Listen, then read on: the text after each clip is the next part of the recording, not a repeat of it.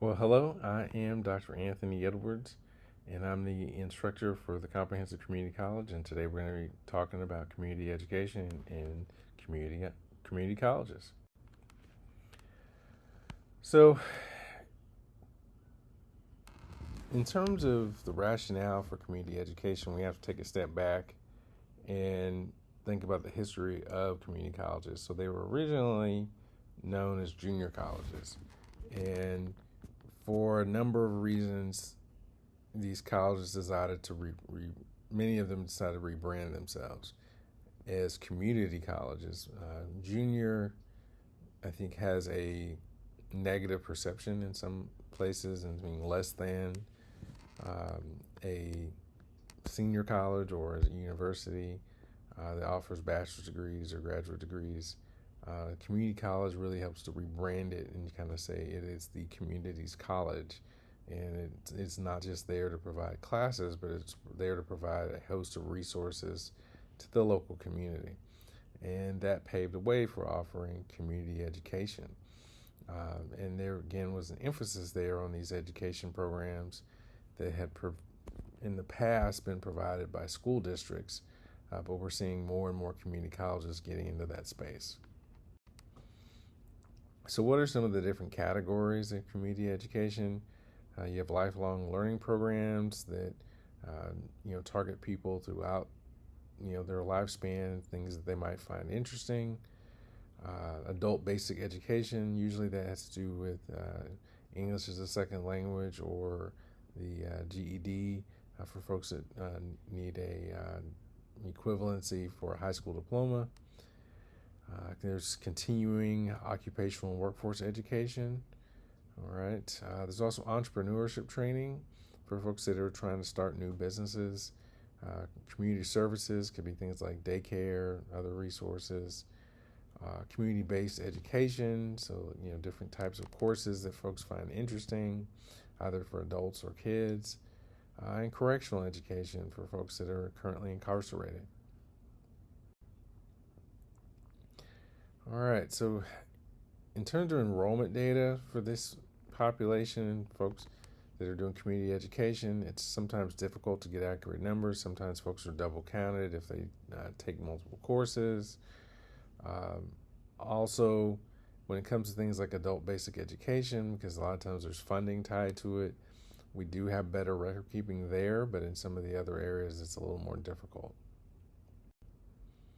So, where does the money come from to pay for community education? So, it can come from state funding. Some states will provide some funds for it. In some cases, in some periods of time, it was close to the amount that was given for academic courses. But many states don't provide very much funding for this, and so much or most of the funding comes from fees that are paid by the participants, um, and so uh, that's in many cases how these programs are paid for. Now, in terms of future development and issues, uh, you know, there are those that maybe disagree with the community colleges getting involved in what might be described as social welfare. They see the community colleges as being really designed to train people for the workforce or to go to college, and getting involved in other things is getting outside the scope.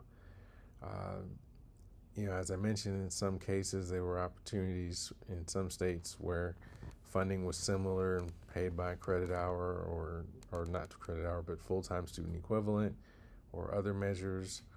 So, obviously, in order to fund this, opportunity to try to connect it to some sort of state funding or formula funding was something that probably most community colleges would want. Not saying it's a uh, case in every state, but that's definitely the search for funding is going to be important. Also, how do these community colleges fund recreational and local community and cultural activities? Uh, some of these activities come with a lot of insurance risks or maybe not a lot of opportunity for revenue generation. But how do these community colleges who want to be a resource for the community continue to offer these types of services? All right. So assignments for this week include things like the discussion on community college workforce development and economic development, the community college webinar assignment.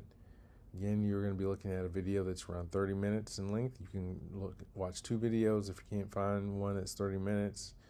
Needs to be related to community colleges, preferably related to your expert area.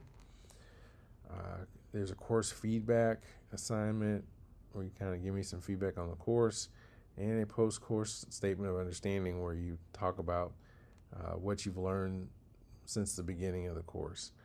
And then we have a final exam where you'll get a few context-based questions that you'll need to answer.